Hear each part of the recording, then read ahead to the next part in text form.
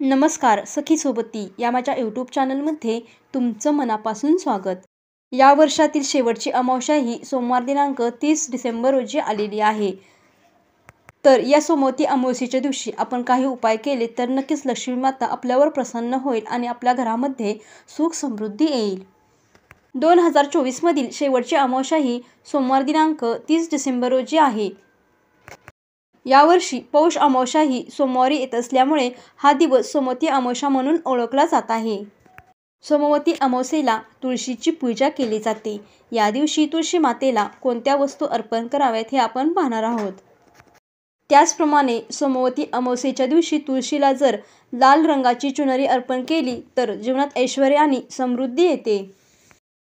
त्याचबरोबर सोमवती अमावस्येच्या दिवशी तुळशीपुढे दिवा लावून कच्चे दूध अर्पण करावे. या दिवशी तुळशीसमोर प्रार्थना देखील करावी. सोमवती अमावस्येच्या दिवशी पिवळ्या धाग्यात 108 गाठी बांधून तुळशीला बांधा आणि त्यानंतर प्रार्थना करा. तसेच तुळशीला शृंगाराच्या वस्तू अर्पण करा. यामुळे तुळशी माता प्रसन्न होईल आणि घरामध्ये सुख समृद्धी येईल. तर सोमवती अमावस्येच्या दिवशी तुळशी मातेला कोणत्या वस्तू अर्पण केल्याने माता लक्ष्मी प्रसन्न होईल याविषयी तुम्हाला माहिती सांगितलेली आहे. तुम्हाला जर ही संपूर्ण माहिती आवडली असेल तर व्हिडिओला लाईक करा, शेअर करा आणि चॅनलला सबस्क्राईब करा. धन्यवाद.